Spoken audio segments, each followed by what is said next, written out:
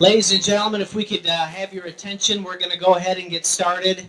I know everyone's eager with anticipation to hear this great story that's going to be told today. When we were thinking of a guest to pick, you know, there's all kinds of wonderful people that have come from Warren County and have contributed to its success in one way or another. And there's been people that have been able to, who are from Warren County, who've been able to go out in the world and just experience just truly amazing things. So when we were talking, I said, how about John Twomey? He's fantastic. He's got all these experiences. Some of them we know about. Obviously, he might know a few things about corn. But there was a chapter in his life that I didn't know about it, and when I heard, I about keeled over. Today he's going to be talking about his entire track career. What he's going to say is going to be truly a gift to all of us. The hard work and dedication that he put into his life, into his family, into his careers, it's inspirational. So I think after we listen to what he has to say, I think we'll all feel a little bit better about what we can achieve in our work, in our personal lives, family lives, because to see someone who dedicated so much to achieve such amazing things, it kind of shows the rest of us that we might be able to do the same in our lives, even if a tiny bit, make it a little bit better. I thought about trying to come up with all kinds of fantastic things to say, but I think and I'm not a big fan of using quotes, but here's a real humdinger. Jacques Cousteau, famous explorer, and in a sense that's what you were doing too, John. You were kind of exploring things. But he said, when one man, for whatever reason, has the opportunity to lead an extraordinary life, he has no right to keep it to himself. And today you're not going to keep it to yourself. You're going to share it with everybody. And with it on film, it'll be around forever for generations to see and enjoy. And take great pride and have real value in it. So let's give our full attention. Put your hands together for John Twomey, ladies and gentlemen. Now, I want to ring this bell to get your attention to start with, because this is an old bell. They have them out in the museum here for all the little country grade schools. And I'm honored here today that my sister Norma, who graduated through 8 years here. No, take that back. Only 7 years for Norma. Took Vic and I 8 years, but Norma was smarter than we were. So she got out of there in 7 years. And which is a good idea, because she'd always been right on my neck when we were since we were only a year apart. But this gave me a little breathing space when, after all, now she was 2 years ahead of me, and I could kind of help keep her out of my sight a little bit.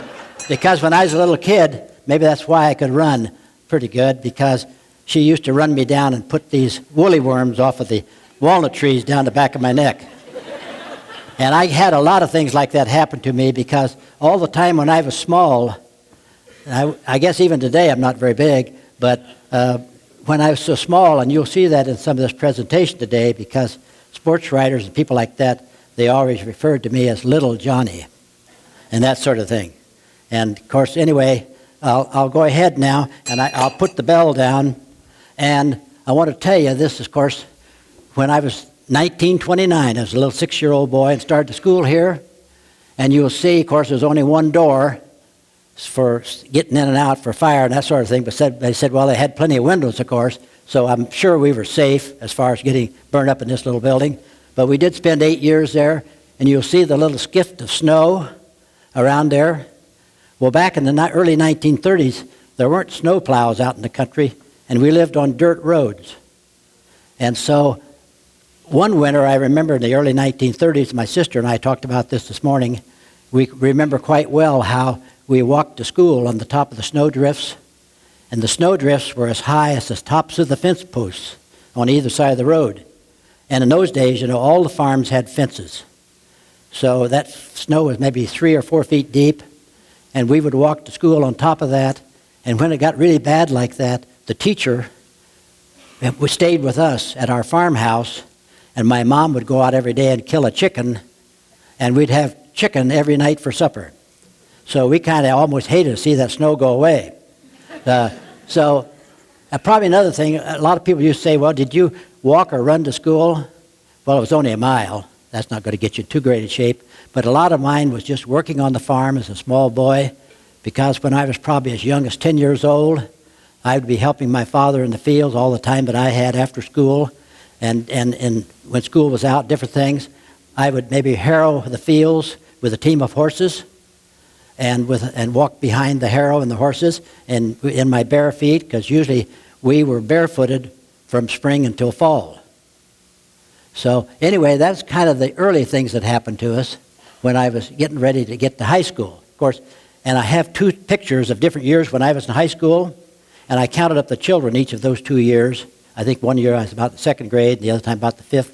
There were 11 students each year in the class for the 8 grades. So you were either in a class by yourself or maybe you had one other person. But I think you learned a lot from looking up at the blackboard and seeing the 7th and 8th graders up there doing their work when you weren't quite that big. And so anyway, I started to high school in 1937. That's the year that we got electricity. Up to that point in time, all through grade school, we had kerosene or Aladdin lamps for lighting. And, we had just an old kitchen stove that we burned a lot of wood in. And I think we had one stove, we burnt so much wood in it that it just sort of burnt the stove up. So anyway, that's kind of my career coming up and getting ready for high school. So when I got to high school in 1937, the high schools back in those days were bigger than they are now because there were so many little farms. We had about 150 students in Roseville High School. And of course, I was really much in awe when I got there. And of course, I wanted to be, after I was there a little while, all these guys had those R's on, I wanted to be part of the R club like the other boys. But I went out for track, and I think because I was so small, the coach would look at me and decided not to put me in the race. I kept trying to make it on the team and get a letter. So when I was a junior, I was still pretty small. I only started high school about 85 pounds. When I'm a junior, I'm thinking, I want to get a letter. And there's one way I could get it. I could volunteer to be the manager of the high school basketball team. So I became the manager. Now, one thing that happened that year was that we had a new coach. This new coach, when track season came, he put me in right with the other boys in the first race of the year. And we'd had a whole trio of runners in that school. They were all McVeighs. Each one came in, he was always nicknamed Boogie. And this was Boogie the Third. And so anyway, in the first race of the year, I was right behind that guy and finished right behind him. I didn't know whether to pass him or not. Thought, well, maybe I shouldn't. But then, about the next race of the year, I decided to pass Boogie. And then I became the #1 miler for Roseville High School. And so then I went ahead and finished that year and the next year as a runner for Roseville High School. I didn't do fantastic times. I was still small and inexperienced. I ran about I think my best was 4:44 the mile my last year, and I was almost the same my first year, about 4:46 or something like that. So, but by that time, now I'm getting interested in running. So I go to Western, and at that time it was Western Illinois State Teachers College. And they had 900 students, so it's not a big school, and you could go there very inexpensively. It cost me about $5 a week for room and board, and $45 a year for tuition. So I got an education for just a few $100s per year. And you could go to Western for 2 years and not be a teacher, and then after that you had to take method courses. So that worked out good for me because at the end of 2 years, Uncle Sam got me. So I'll move on now to the slides here. And this is the first track team here. Not the first track team. This is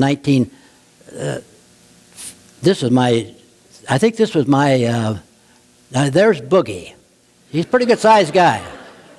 And then here's me down there. Now another guy that some of you might remember is Tabby Talkin, the second guy next to me. He was a great athlete at Western. Not Western, probably at Monmouth College. I think in basketball and football, if some of you older people can remember that. But anyway, that's the track team. And we had a new coach that year, which was right here, and Bob Arnold. And he went into the World War II as a pilot, B-17 pilot, and lost his life in the European theater of operation, which happened to a lot of my classmates at Western. And so now I'm ready for the next slide here, Mrs. Slider. And up in the right-hand corner is the cross-country team, and down here the other is the track team. And so I've got some little notes here for you. All of a sudden I decided that maybe I could run, and I'd practiced a little bit in the summer, started running down there. So I'm just going to read you briefly what it says in what they had a little yearbook each year called the sequel. And in the first year of cross country, it says, John Twomey, wait a minute, yours truly, pardon me. Yours truly, I don't like to say my own name, but yours truly, freshman from Roseville, led the local team this year as an individual, not being defeated in conference competition. He became the first Western athlete to win the state conference cross-country meet. In this meet, the lad defeated Cole of Normal, who was the defending champion. So anyway, that's a summary of the first year. And then in the second year of cross-country, I'll just stay with cross-country. In the second year, it said we had a Loyola Invitational meet at Chicago, paced by Twomey, yours truly, who came in second to Hunter of Notre Dame. He was one of the best. He was the #1 runner in the United States at that time, garnered just enough points to come in so-and-so, but it says the state cross-country meet was held here at Western this year with the homeboys as hosts. Twomey won this race in remarkable time. Captain Twomey entered the national cross-country meet held in Lansing, Michigan. John came in 8th place in the race, which draws the best cross-country men in the nation, and that we're ready for the next slide. This is where I got my first time to become an All-American in cross-country. They use the first 10 runners in the nation. There's usually maybe 200 people in the race, but the first 10 are considered the All-American team. So that was my first opportunity to become an All-American. And then, jumping over to track in my first year, the first event of the 1942 schedule was the opener with Normal. Twomey, no, I keep forgetting, yours truly. Yeah, that's trouble when you read this stuff. Yours truly was the star of the afternoon as he set a new Western field record in the mile in 4:31. He also won the 2 mile. Then the next year, as my sophomore year, there were just 3 of us who decided we wanted to go to Chicago and run in an indoor track meet. And so we 3 went to Chicago, and the school didn't have the money to send us, but the one boy that wanted to go, his dad was a jeweler, so he passed a hat with the merchants downtown Macomb, and they had enough money to send us to Chicago for the meet. We brought the trophy home to Western as the winners of the meet. So it does just say in closing in this one, these 3 men should be well remembered for their ability and determination to win over a large number of larger schools also entering this contest. So that kind of finishes my career at Western. And, whoops, I'll just throw those down there. Okay, now the next slide is Uncle Sam came and got me. And the way I was able to finish my second year of school, I needed to join a reserve program. And if you did that, they would let you finish the school year out. So I was able to go to school until June of 1943, and right away then, pretty quick, in a few days, I got my notice and headed off to the military. I tried to enlist to be a pilot. And another guy and I went to Peoria.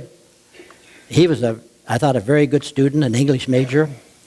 He, believe it or not, flunked the mental and passed the physical, and I passed the mental but didn't make the physical because the doctor said I had a heart murmur.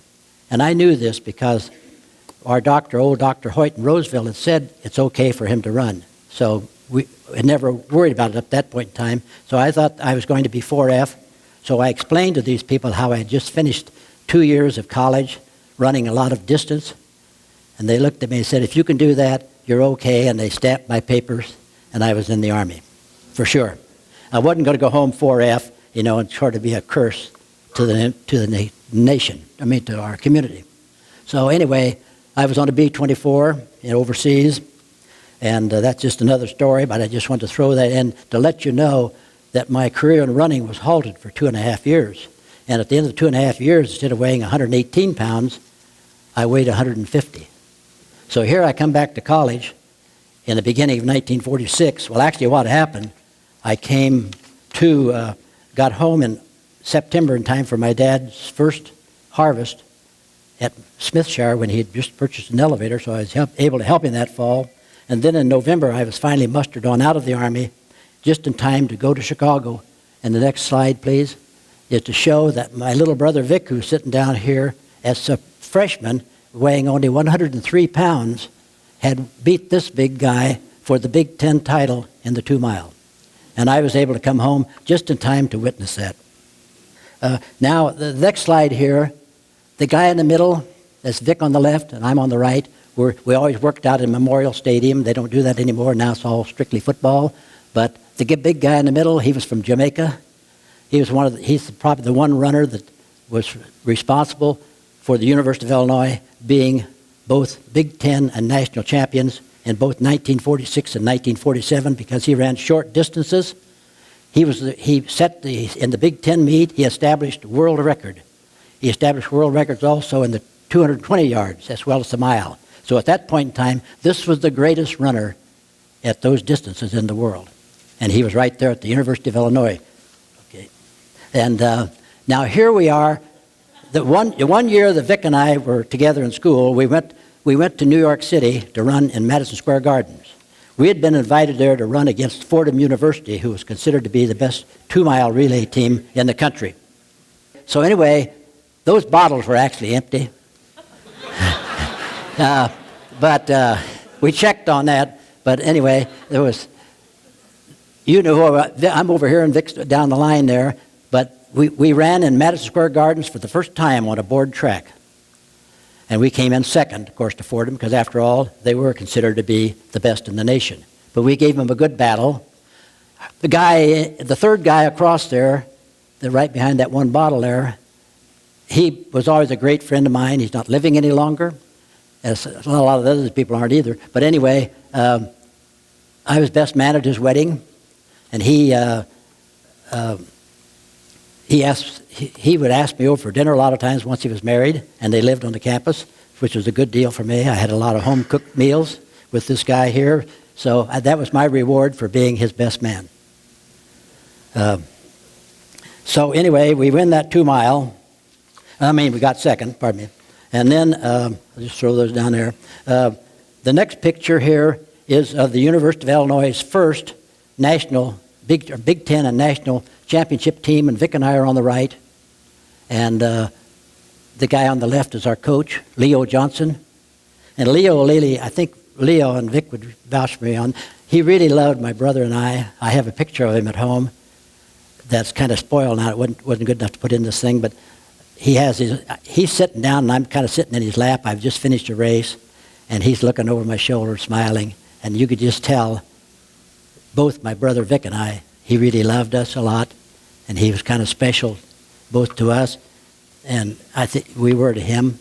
And my brother Vic even lived with him in his house the first year he went to college, because he just thought Vic needed looking after. He was just a little guy, so he just lived with the coach. So anyway, the next slide now, this is all in 1946, and now it's summertime, and four of us go to San Antonio, Texas. It's called the Junior AAU. And this was a 5,000-meter run. That's quite a ways, a little over 3 miles. Well, when I got on the backstretch at the last lap, and there's 90-some degrees in San Antonio late that afternoon, it was hot. And I was starting to fold on the back side. I didn't know if I was going to get on around or not. So by the time I got the final straightaway, I was just staggering. That guy was probably still 100 yards behind me. I had a big lead. And you could see how much I won by. If that race had been 10 yards longer, there's no way I would have made it. I was completely exhausted. That only happened to me that bad that one time. You always learn from these experiences. So I'm now ready for the next slide here, which will show you my brother Vic and I, the 1 year we were together. And now the next slide here, Susan. We are the only two brothers in Illini history, as far as I know, unless that record has changed. We're the only two brothers to both be All-American. We both did it in cross country. Because I had done it earlier at the Western, but then I repeated in 1946 at the University of Illinois. Now the next slide here. This is an indoor relay meet at Purdue University.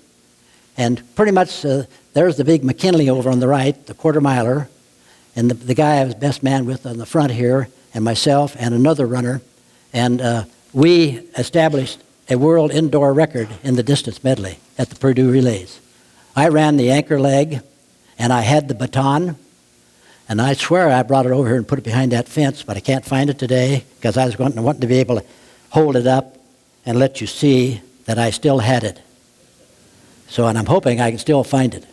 But anyway, I put it back there the other day. I can't find it now.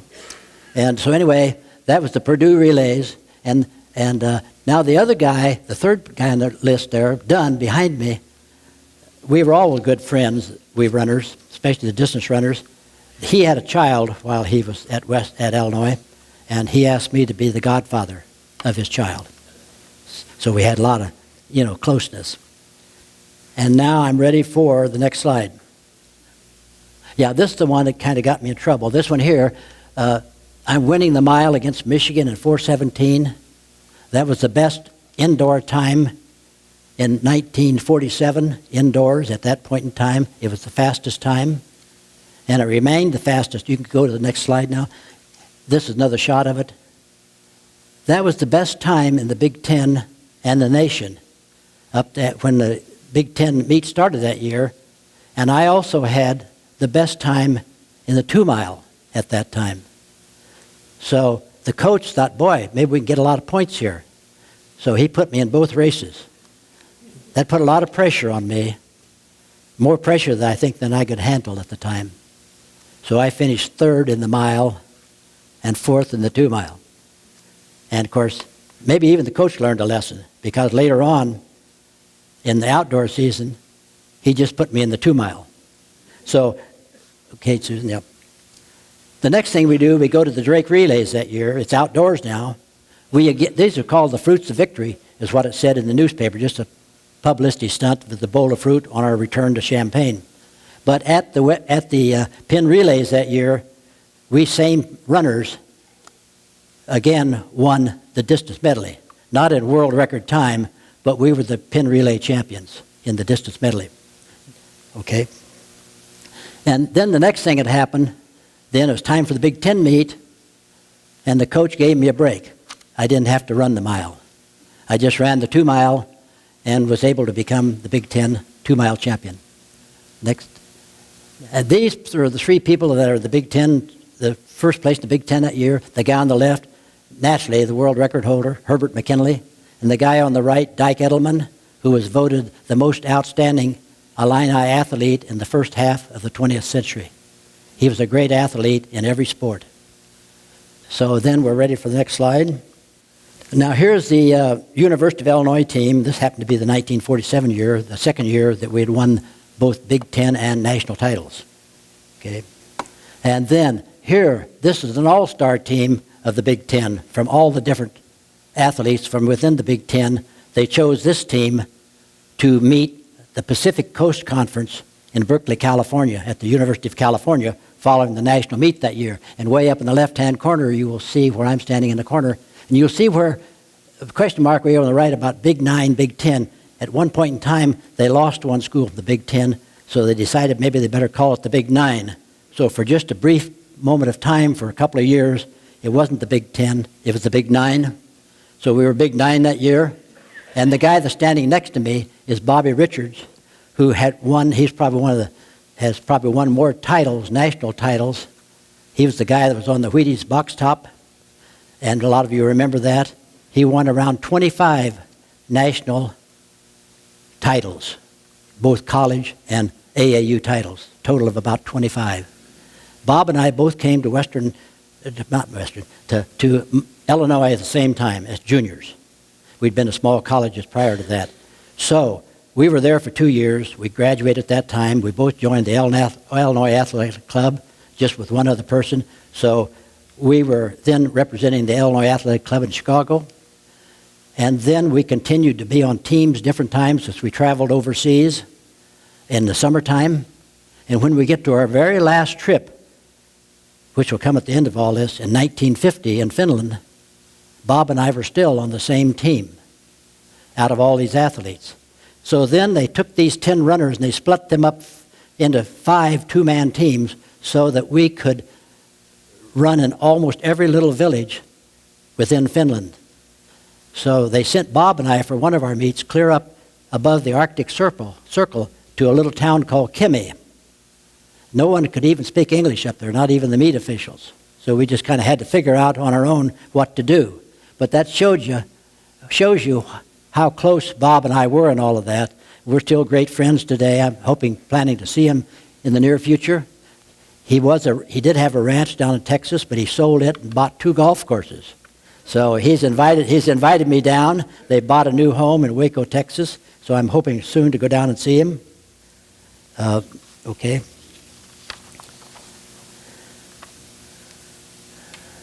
Now this next thing is a permit, because what happened when I thought my college days was over, my last time I was coming home from a track meet in 1947, like that Pacific Coast Conference meet and all those different things. I was on my way home. I stopped in Lincoln, Nebraska, and just got into a 1,500 meters on my own. And it was an AAU meet, the national meet. I got several places down, but the winners that year were not eligible to make any of these trips because they were getting married or they had summer school, different things were happening to them. So believe it or not, this guy rushes into the locker room where I'm getting ready to get my clothes on, head on home, and he said, "They're looking for you out in the infield." I go out, and of course, I have a chance to go to Europe. And of all those trips they had, I got, I think, the best trip of all that year, and maybe one of the best trips that I ever made was to Central Europe, because this was right after the war, so where you had to have permits. Up at the top it says Prague. That was Prague, Czechoslovakia. They are the people that invited us over there, and they paid all of our expenses and everything, of course. Then they would take us to these different countries and they would charge them money, of course, and they hoped that their club in the final analysis would make money off of bringing we Americans over there. So one of our meets was in Vienna, Austria. Vienna was divided into 3 parts. The European, like England and France, maybe the United States, another part. And a big chunk of it was Russian. So you had to have a permit to get in there. So if we get in there, you can go to the next slide now. And this up in the left-hand corner is that first picture. And I'm way down there next to the coach, old Jim Kelly from Minnesota. And you'll see on the far side of the stadium where it's all was bombed out from the war. And I saw a lot of damage that year from the war where they hadn't had time to do anything about it yet. I don't know if the Marshall Plan had hardly got started. Go ahead, the next one then. Yeah, now so I'm here in Prague. I wanted to stop and just put this one slide in to tell you about the guy on the right, Emil Zadopek. I ran against him once and maybe possibly a second time in Czechoslovakia.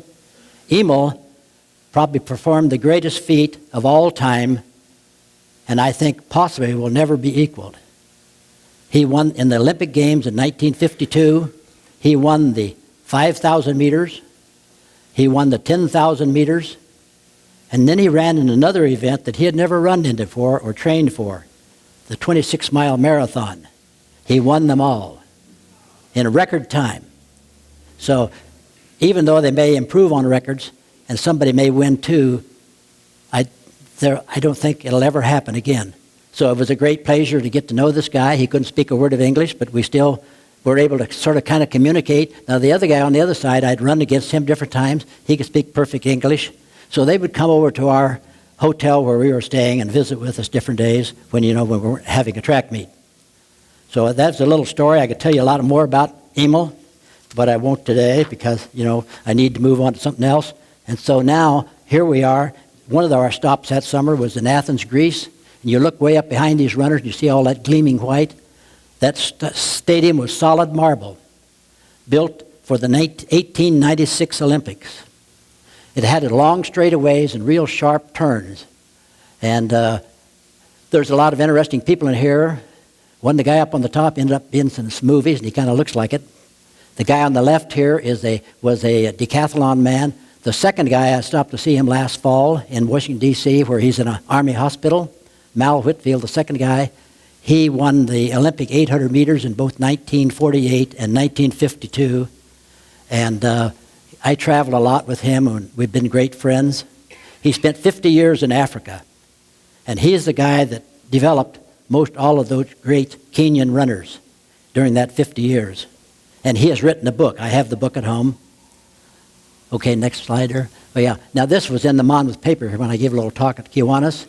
This guy, a sprinter from Texas, and I were putting on our shoes. You can see our old shoes that we have and stuff, just plain old shoes, and we're putting some pads on our feet where we maybe got some blisters or something. And over on the right, where the decathlon guy and I were just practicing one day, it shows you, again, the big marble stadium. And down on the left, here's two guys that they were both great friends. The guy on the right, the guy was in the movies. Next slide, please. Now on the left here, we have our arms. This is the guy who got second place in Athens that day. And here we are coming around a bend, and you go with the next slide now. Now there you'll see that little bust over there on the stand. They would always give us prizes, and after the war they didn't have a lot of money, but the museum workers there in Greece, in Athens, they made things for us. And that's Mercury, the god of speed, where he wore the winged sandals because he could deliver the messages so fast for the gods. And I think they gave that to me because I was a distance runner. And the Greeks, they all think about the marathon. They invented that, I think. And they think about the distance running, and that's important to them. So they gave me that as a prize of Mercury over there, god of speed. Now, okay. Now, here's the best explains it. You'll see Mary's got her thumb up, and I've got my thumb down. That was that statue I was running by just a minute ago. And what happened there, this statue is still there 47 years later. I was there first in 1947. Then 47 years later, in 1994, Mary and I traveled on a cruise, and we stopped in Athens. I went to the old marble stadium, and sure enough, it was still there. And the difference was, you'll see the old man's face on Mary's side and the young man on the other side. So that's the private area of the man, and the old man was up there. He was athletic, and the young guy was like this. So that was just to demonstrate, I think, about how it pays to keep yourself in great condition and do all the things you need to do to be virile. So, okay. And I thought while I was at it, I'd just do one more lap around the track. Okay. Now we're here to January 1948. I'm returning from running in the Sugar Bowl in New Orleans, where I was in contention in the race, nearly in the race, when I was tripped and fell and had to settle for fourth place. But anyway, then I meet the team in Washington, D.C. for the 2-mile relay. These games in Washington, D.C., we won the 2-mile relay in Washington, D.C., and my brother Vic had just arrived back from the service. So it was our one opportunity a couple of years later to run one more race together. And so I ran the anchor leg on that race because I guess the coach thought maybe I was the one that was in the best shape, and I did run probably about as fast as 880 yards as I had ever run. So we won that, so now I'm ready to go ahead. Now finally I got to running in the boards. On 1948 I started running on board tracks. I'd actually run on board tracks just a few times before, but not like for the whole winter, because starting in 1948 I would go to New York City and spend the whole winter there. Maybe not the whole winter, but a couple of months, January and February, maybe a little bit of March. And we'd run on the boards in New York, Boston, Philadelphia, Baltimore, different cities. And once in a while I could do a little better than just make expenses, because if I could run in Boston on Friday night and collect all my cost of getting there from Roseville, Illinois, and then I could run on Saturday night in the Gardens and do that all over again, that was a profitable week for me, even though I was an amateur athlete. So that was little opportunities like that to get a little ahead in the winter. And you can't farm in the winter anyway, because by this time I'm out of college and getting ready to start farming. that was the Columbian Mile that I won in the Gardens, in 413 mile. And now, this is going back also to 1948. This picture was taken from a program in 1949, but it's about the winter of 1948 when I ran in what was called the Banker's Mile.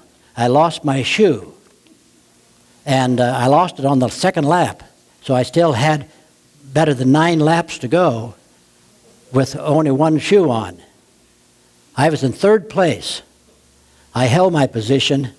Matter of fact, they claim in the paper I was a little back and caught up, but anyway, I ended up third place in that race of the 6 runners with just one shoe on, and I had to run all the time with my left bare foot on the first board or two. Yeah, because this one here kind of explains the shoe business. And as you try to read that, I'll read it too. Let's see. But it was the 1,800-pound former Illinois distance runner who won his way into the hearts of the 17,000 spectators. Yours truly was a starter in the Banker's Mile.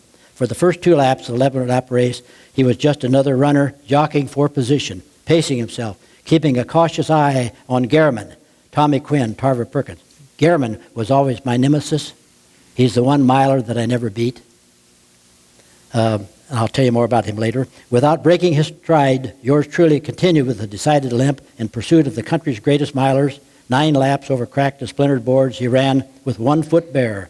9 laps in the pole lane that had been chewed into 160 yards of tiny wooden needles by the spikes of thousands of athletes. Well, it really wasn't that bad.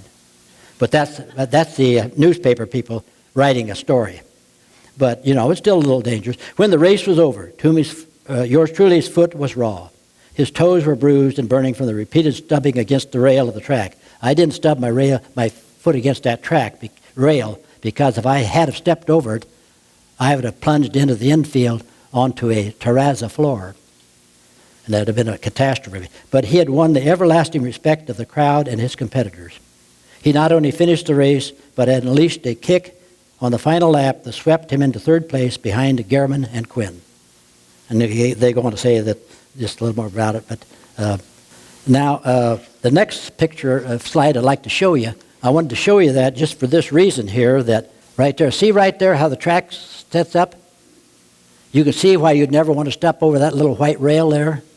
And that was my left foot running right along there. I kept it close here, like here on that race. I was always looking at my feet and making sure during that race that I stayed as close to that board as I could without stepping over.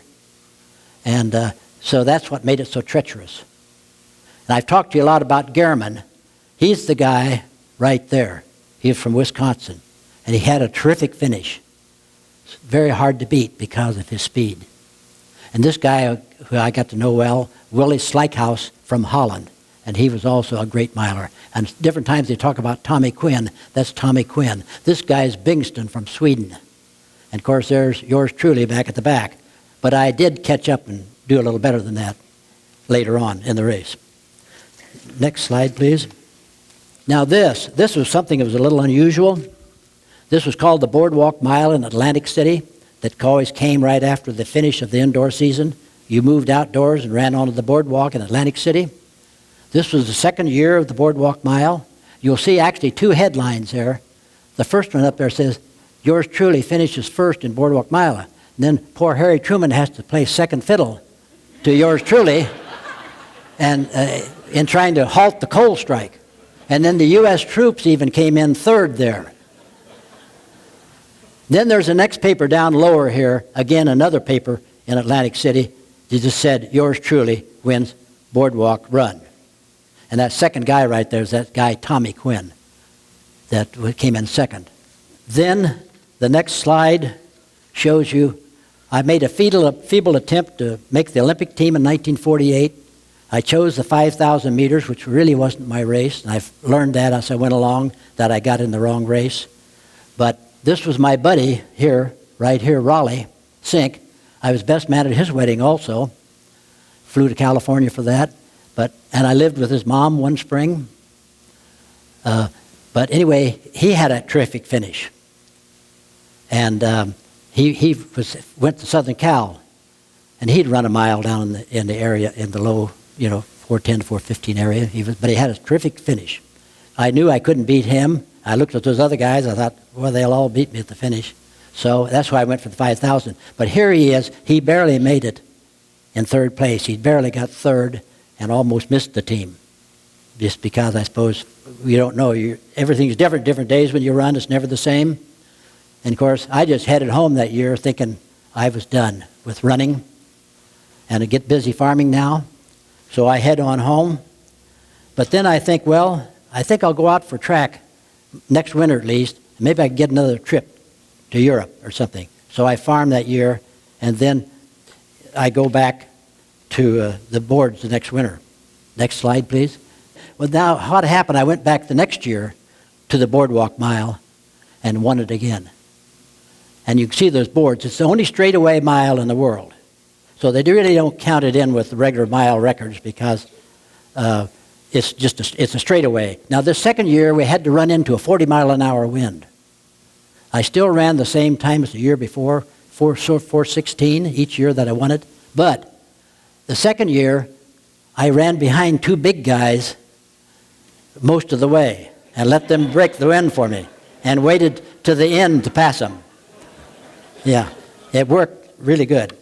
Yeah. And also, they had a headline across the top of this. The headline said, "Corn farmer apparently doesn't suffer from corns." Next slide, please. And what it is, it's a picture of yours truly winning his first really true national title in the 1,500-meter run in Fresno, California. My time was good enough in the 1,500 meters, was as good as the winning time the year before with the qualifiers in the 1,500 meters. And that's when I decided I would become a 1,500-meter runner exclusively, almost. So anyway, each year when you win the Nationals, that automatically makes you All-American. So this year, I'm the All-American at 1,500 meters, and Don Gehrman, my nemesis, right there, he was in the 1 mile run. So he and I had a hard time getting away from one another. And now I'm ready for the next slide. Then now here this summer, after I win this race, I ran in that so I'd get another trip to Europe. I didn't know I was going to win the race, but I do get the trip, and I got my pick of the trips. So I went, first, one of the things that we had that year was a meet in Oslo, Norway. It was a dual meet between the United States and Scandinavia, all the Scandinavian countries. We met in Oslo, Norway, in a very famous stadium called the Bislett Stadium, where a lot of world records have been set. On the first one here is Bingston, the guy you saw in the indoor running there. He and I are running in a 4-mile relay, and you can see the crowd, capacity crowd every day, about 60,000 people. And then here, this is in the final straightaway. You'll see poor old yours truly is kind of having a hard time hanging in there. The reason why is this guy holds the world's record in the 1,500 meters, Lennart Strand. And Henry Eriksson was the 1948 Olympic champion in the 1,500 meters. So I was against really tough competition here. And this was in 1947, only 2 years after the war had ended. And all during the war, it was only in Sweden and the Scandinavian countries that stayed. They were one of the countries that stayed out of the war and was neutral. So they could continue their program. So they held all of the big records and all the top spots during the war years as the best runners in the world in the distance. Next slide, please. And so here on the right, this guy right here, Gunder Haig, during the war years and for several years after that, until clear up to about 1953 or 4, this guy, Gunder Haig, held the world's record, he's a Swede, at 4:01. And he gave me this big pot there, and then the other guy, just a teammate of mine, that we're just posing for a picture. This was also in Sweden. This was in Stockholm. We went all up and down Sweden, different cities. Next slide, please. Now, another place we went that summer, we went to Ireland. This fellow right here is the Lord Mayor of Belfast, Ireland. We looked him up, Susan and I did the other night, or she did, on the internet and found all about him. And this was in 1949, and he died in 1951. and he was the Lord Mayor of Belfast. And here again, I am standing here next to the mayor, and Bob, my good friend Bob, we always seem like we'd get together in these pictures. And this guy here was a world record in the discus throw, another story. And then this guy here was our coach. He was the coach of Jesse Owens in 1935, when Jesse broke all the world's records and became the most famous athlete up to that time in history. Larry was his coach, and Larry, one night when they wanted Larry to speak at a banquet, why, they introduced him as this great coach of Jesse Owens. So he got up and right away he straightened them out. He said, I didn't make Jesse Owens into a great athlete. He made me a great coach. Next slide, please. Okay, now here's this Irishman. Of course, we were great friends too. All these guys you are with. Here we're running in a cow pasture on a Sunday afternoon just for the entertainment of the locals. And down here in the bottom, in Boston, he's beating me in a mile run on the boards. And then over here is just a picture of us together in the cow pasture where we ran the race that day. Next slide, please. Now here, yours truly, diminutive National Outdoor 1,500-meter champion from Illinois Athletic Club, was the victim of a fall that took some of the edge off of Wade's first big cup triumph for the 11,000 onlookers in the Boston Gardens. Because, you know, I had that race won. I was coming off the last curve, and I was just ready to sprint to the tape, and this guy was tying up. I knew I had him beat. He was from Yale, Boston, a great big guy. But he stepped on me from behind and threw me to the floor. And he jumped over me and went on to win the race. And, of course, they gave him first place. I jumped up and was able to get, I think, fourth out of the 6 runners. But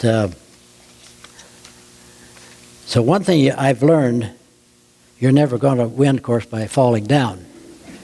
And another thing I learned was that the tougher the competition, the better you perform, and the harder it is to win. So now the next slide will show here is another picture of Barry and I, and this is a couple different shots of it.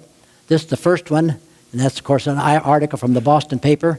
Shows him finishing first in the mile in Boston. Now, next slide, please. This is just another picture that shows you I've got a hold of the tape, but it's on his chest. So he's the winner. So I had a lot of races like that. It's hard to win some of those races. Now, the next thing here is, this was one of the most famous races of all time, is the Wanamaker Mile in the Madison Square Gardens. And over on the left there it says, the someone else who might set it, there's a little tiny piece of paper in the middle there, kind of dark, and that little piece of paper says, the someone else who might set a terrific pace is yours truly of Illinois AC, a good friend of Wilt, who hints he may go all out and try to wear Garmin down, setting a blazing pace in the first 3 quarters. I didn't have to set a blazing pace to start with because it was a fast pace. Matter of fact, Garmin actually set a fast pace to start with. But as we neared the 3 quarters, I took the lead as I had promised the promoter of the Wanamaker. We went to see the guy who runs the Wanamaker Mile and runs the Wanamaker stores, and I told him that I would push that race if I was in it, because I wasn't in it. He said, well, you're in the race now. So I'm in the race. I do what I said I would do at the 3 quarters. I made my move earlier on, which normally you wouldn't do if you're trying to win the race. But I was trying to help my good friend on the right, Fred, win that race. So I pushed it through the 3 quarters until Fred was ready to take over on the last lap way down the corner. There's Fred going into the lead, and you'll see me fading back because I'd lost my steam. I'd burned it up earlier trying to help him out. And so anyway, when the race was finished, they gave the race to Garmin. And they didn't get the best pictures in the world, and the head judge overruled the other 2 or 3 judges and insisted that Garmin was the winner. But with further studying and discussing it all, by Monday, the judges had all agreed that no, Wilt won the race. The time was identical, 4:09.3. And believe it or not, with all my starting too early, you can't see me in this picture because I'm just about even with that other guy, but I still ran a 4:11 mile that night after having pushed the race for Fred. And Fred and I were great friends. He was an FBI agent. he tried to get me to join the FBI. And he had another buddy that's in these pictures also that tried to get me to join the FBI. And, of course, I don't think I really considered it, but I'm glad I didn't because I might not get back home. Hard to tell where I would have been. But they, at that point in time, they lowered the standards, and if you were smaller, they would still take you as an agent. And, of course, so they tried to talk me into it, but I wasn't interested. Then the next slide here was from the Time magazine. Wrote it up too. So they had a big 2 columns in February of 1950. And on the left you'll see a little box. And I liked what it said in that little box. I'd like to read that to you because this is something that I experienced during all of my indoor board running. A spotlight was turned on a huge U.S. flag. The band brassily essayed the Star-Spangled Banner, and a fight night baritone swelled his chest and shamelessly drowned it out. When the lights went up again, 6 deceptively slim and pale-skinned runners were waiting in a lonely, nervous group on the home stretch of the hardwood track. The loudspeaker announced the famed Wanamaker Mile, the most famous indoor mile in the world. The crowd rumbled.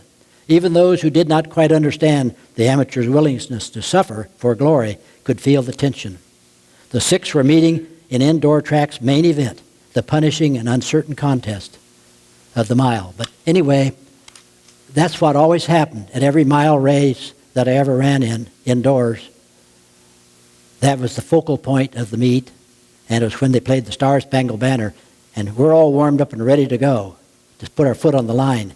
We have to wait till the last note, and then we go to the line. So it was it's kind of hard to keep your mind on your business or playing that. It's a time that even when I go to basketball games, things now, and they play the Star-Spangled Banner, sometimes I picture myself standing at that line waiting. Now I have one more season left, 1950, and that year this will be my last season in the United States, in this country. That spring, I was out planting corn in May, last of May, and my dad come out to get me, and he said, there's somebody trying to get hold of you from New York City. And, of course, I said, well, when I get done with this field or something, I'll come on in, return the call. They called back pretty quick. They said, well, this is urgent. They were wanting to get me on a train and a plane that day. Since I was the national AAU champion, they wanted me to be the distance runner in a meet in Havana, Cuba. So I went in and called. Of course, that's what it was. My dad says, go ahead, I'll finish planting the corn. So I headed for Cuba and ran in Cuba. Then I returned to the United States just in time to run a couple of other races before the next national AAU meet, which maybe would mean another trip to Europe for me. I wasn't thinking about winning again because I hadn't run a lot outdoors. But anyway, I go out to California. I ran good times, really. I finished third both times, but I ran a 4:10 mile at the Compton Invitational behind Leonard Strand, the guy that was the world record holder, and another guy who was a silver medalist in the Olympics, and then I was next. Then I ran the next week a 4:09 mile in the Coliseum. The Coliseum is kind of a famous place. It's right on the SC campus, and this is where they had the 1932 Olympics, and where they again had the same Olympics in 1984. And that's where one spring, I worked out all spring in that stadium. It's what Southern Cal used for their workouts, was the Coliseum. So I was quite familiar with that place. And of course, there's 2 guys ahead of me. One of them was an Indian, who was a national collegiate, ended up being the national collegiate champion. So we finally meet then in the National AAU, and I go to College Park, Maryland, and it was really hot that day. It was in the 90s. And I warmed up underneath the stands. There was open stands where all the bleachers, it was open on both ends. It was a little cooler underneath there. I just stayed underneath there and jogged around. Not much warm, just jogging around and trying to keep warmed up. Anyway, it ended up being, that 1,500 meters ended up being the fastest 1,500 meters of my life, just in time as it was going to be my last race in the United States. So I'm going to read to you what it said in the paper, the first one, these different newspapers from and also from Track and Field News, little yours truly, gritty 120-pound farmer who waited until the last big meet to win his first race of the whole year. Retained his 1,500-meter title in 3:51.3, fourth fastest clocking in AAU history. The most exciting race of the day, except Adelse's world record, and I held his blocks because the tracks were so dry that day, the cinders were so loose and shifting around, he had me get behind there and put my feet on him so it wouldn't slip when he took off. And he set a world record that day in the 110-meter hurdles. Then the last little quip down there, those who looked upon little yours truly as anything less than a real champion had to eat their words, as the ex-Illini runner repeated. Not entirely overlooked in the pre-race talk, Twomey was pushed into the background with the prospect of another Jim Newcomb, Bob McMillan duel, but he was there at the tape. Bob Newcomb was the national collegiate champion. He was a Cherokee Indian from Southern California, and Bob McMillan had been the silver medalist in the 1948 Olympic Games. So they were great runners. They had both run about 4:07 for the mile.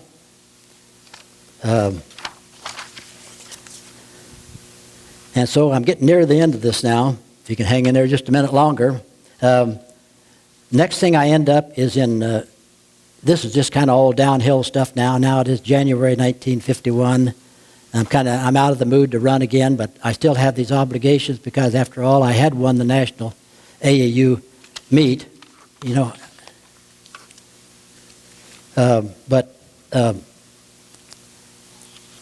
First, next slide, please. Now, this is the thing I got from Raleigh Sink's mother, Eve. I lived with her 1 year out in California, and she treated me like a son. Actually, treated me better than she did her own son, I think. But anyway, she sent me this little message. Next slide, please. And there again, I became All-American again because, again, I had won the 1,500 meters. Next slide, please. Now, here I am in Finland. This is my last trip. I never really expected that I'd get the choice of trips. But at the last minute, when I surprised myself and won the 1,500 meters again, I qualified. So the big guy in the front was Johansson from Finland. And the third guy was Taipala from Finland. We met earlier in Helsinki, and I was able to beat both of them easily. But in this race here in Turku, the big guy in front, he ran 3:50, and I ran 3:50.2, 0.2 of a second behind him, which was a 1 second improvement over my best race that I had ever run in the United States. And anyway, then Track and Field News that year ranked the world's milers. They left this poor guy out, but, you know, they have to look at your whole record, I suppose. Gehrman, the guy I was telling you was all my nemesis, he was voted by them, he selected them as the 8th best miler in the world. Taipala as the 9th best in the world, and I was given 10th. So then, now I had one other little trip to go to, was to New Zealand. And this is the team there, and there again, back on the left is the guy that spent 50 years in Africa, and a good friend. And also, he won the Sullivan Award as the most outstanding athlete in America 1 year. So he was the first black athlete to receive this award. So that was a good thing. So next slide, please. This is the Centennial Games, 100 years since the founding of Christchurch, where they had a big earthquake here just a year or two ago. So we were in that city for this. And the guy back there in the white, Roger Bannister, he was the first guy to break 4 minutes. I ran against him a couple of times in Europe, and also in this race here, I'm the last person on the right in that picture. And these country people, the second guy is this Willie Slackhouse from Holland, and there's runners from all different countries, and several of them are from either New Zealand or Australia. But I was thinking too, when I was my grandmother on my dad's side was only about 4'10", and they had to build the counters down low in the house for her.